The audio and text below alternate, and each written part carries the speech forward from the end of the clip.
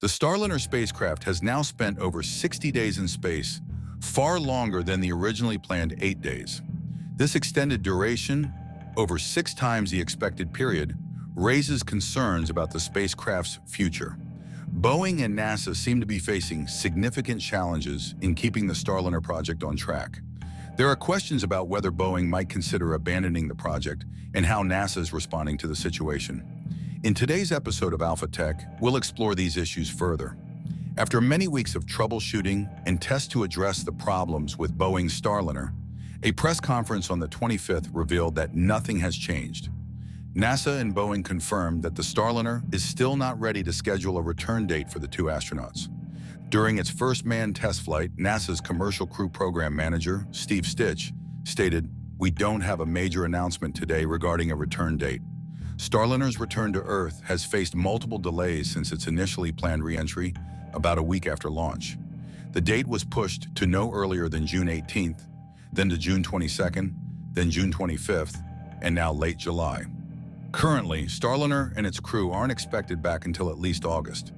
This outcome is disappointing for almost everyone, though it wasn't entirely unexpected. The issues with Starliner are serious, and perhaps they have been from the start. Honestly, while I don't want to think this way, it seems from the press conference about Starliner's first flight that NASA and Boeing might be avoiding discussing the main issues, as if trying to cover up deeper problems. It's possible that officials are worried that openly admitting the risks of the current mission might lead to more sensational news coverage, or perhaps NASA's leaders are simply trying to protect Boeing. After all, NASA plans to send more crews on the Starliner, and any sign of disappointment from the space agency could further damage public confidence in their already struggling contractor. It might be better for NASA to embrace the uncertainty instead of avoiding it. As the agency often says, the first manned flight of Starliner is a test mission, where unexpected events are to be expected. NASA believes they are well prepared to handle these challenges, but only time will tell if NASA and Boeing can step up. If they can't, they may have to rely on alternative methods to safely bring the astronauts back, and the only option would be SpaceX. If this happens, it would mark a catastrophic failure for the entire Starliner development program, potentially ending its future. Even if Starliner successfully returns, its future development is still filled with challenges and could face cancellation. But why is that? It's clear that not many Boeing officials are stepping up to defend the Starliner spacecraft. Space is just one part of Boeing's Defense, Space and Security division, which in 2023 generated 32% of the company's revenue, amounting to nearly $25 billion. However, this figure includes non-space activities such as military contracts for helicopters, fighter jets, and munitions. Meanwhile, Boeing's financial strength lies primarily in its commercial aircraft business, which brought in nearly $33 billion, or 44% of the company's revenue in 2023.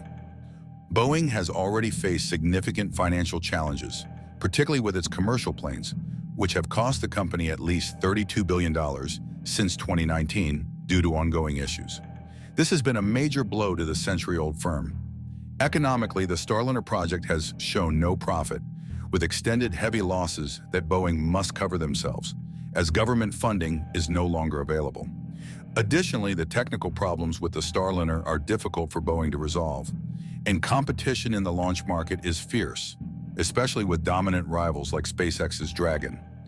These factors raise serious questions about the future of Boeing's Starliner spacecraft manufacturing niche. Overall, I believe that the Starliner program lacks a sustainable long-term future. Even if Boeing ends up abandoning the Starliner, the financial impact on the company won't be significant, especially if they complete the 6 missions outlined in the Commercial Crew contract awarded by NASA. On the other hand, NASA should recognize that Boeing may no longer be committed to competing in this space, and should instead focus on collaborating with SpaceX to further develop the Dragon spacecraft. Boeing has shown a lack of focus on their space sector, as seen in their decision to sell their stake in ULA, a joint venture in rocket manufacturing and launch services. This could be the first step, with the Starliner program possibly being the next to go. What do you think of this speculation? Please share your thoughts in the comments below, and don't forget to like and subscribe to our channel. In addition to the announcement that there's still no return date for the 2 astronauts, The press conference on the 25th with NASA and Boeing's leadership also offered some possible explanations for Starliner's problems during this mission, including helium leaks and issues with the thrusters suddenly failing on the way to the ISS. These revelations came after Boeing and NASA spent the last few weeks investigating the root causes of the issues and planning additional tests to better understand the problem. Mark Nappy, Boeing's Commercial Crew Program Director, mentioned that at a site in New Mexico, engineers conducted extensive testing by firing the test engines more than 1,000 times. These tests were designed to replicate how the thrusters on the space-bound Starliner would have ignited. They also tested various scenarios for how the engines might perform during the spacecraft's return from space. According to Boeing, the purpose of this testing was to gain a clearer understanding of why the spacecraft's thrusters unexpectedly shut down and to assess any potential risks involved in restarting those thrusters. Officials stated that they were able to replicate the thruster deterioration experienced during flight with these ground tests, which helped them better understand the problem. The recent testing may have provided engineers with a better understanding of the root cause of the issues with the Starliner spacecraft. It appears that heat building up inside the thrusters may be causing Teflon seals to bulge, which restricts the flow of propellant. According to Mark Nappy, the testing has increased confidence in the plan to undock and return the spacecraft safely. As a result of these findings, Boeing and NASA decided to abandon plans to allow astronauts to manually fly the Starliner spacecraft during its return trip. This decision came after it was observed that some of the manual maneuvers during the ascent to the ISS put additional stress on the thrusters. Steve Stitch mentioned that while the thrusters were stressed during manual control, officials did not definitively state whether the same Starliner spacecraft that carried veteran NASA astronauts Butch Wilmore and Suni Williams to the space station would be the one to bring them back home. Stitch also highlighted that there are valid reasons to complete the mission and bring Butch and Suni home on Starliner, although NASA has contingency options available if needed. If the Starliner does not receive approval to bring the astronauts back, the next steps will involve thoroughly reviewing the situation, said Mark Nappy. He mentioned that another critical Starliner mission management team meeting would be held to go over all the thruster data discussed. Despite the concerns, Nappy expressed confidence in the vehicle's ability to safely return the crew. Astronauts Suni Williams and Butch Wilmore arrived at the International Space Station on June 6th for what was initially expected to be a week-long mission. As of Thursday, they have been in space for around 60 days.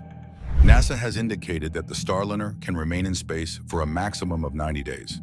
Meanwhile, engineers have made progress in understanding the helium leaks that affected the first leg of Starliner's journey. However, Boeing and NASA plan to conduct further testing on the vehicle while it remains in space, with some tests scheduled for this weekend, according to Steve Stitch. These tests will include firing 27 of Starliner's thrusters while it remains docked at the ISS. An analysis of components on the ground, particularly a version of the Starliner service module that has been stored at White Sands, New Mexico, for 3 years, revealed that the helium leaks might be due to seals that have degraded after exposure to propellant vapor. Nappy mentioned that the straightforward solution is to replace the seals with materials less vulnerable to degradation from propellant exposure.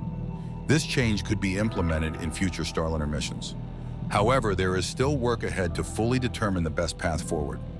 There is still uncertainty about whether the helium leaks on the Starliner, which has been docked at the ISS, have worsened. The service module, the part of the spacecraft affected by the helium leaks, was exposed to propellant for an extended period on the ground. This prolonged exposure could provide a worst-case scenario for understanding how badly the seals may have degraded, according to Mark Nappy. The ongoing effort to fully understand the helium leaks is one of the main reasons why NASA and Boeing have yet to announce a return date for astronauts Suni Williams and Butch Wilmore. They also haven't confirmed whether the Starliner is ready to bring them back home. Steve Stitch explained that the key factors in determining whether the Starliner is fit for the return flight are understanding the nature of the helium leaks, assessing the stability of these leaks, and determining how to manage them if they worsen. NASA and Boeing are planning a review to prepare for Starliner's undocking, which could happen as early as next week, according to Stitch. He expressed hope that everything will work out as planned.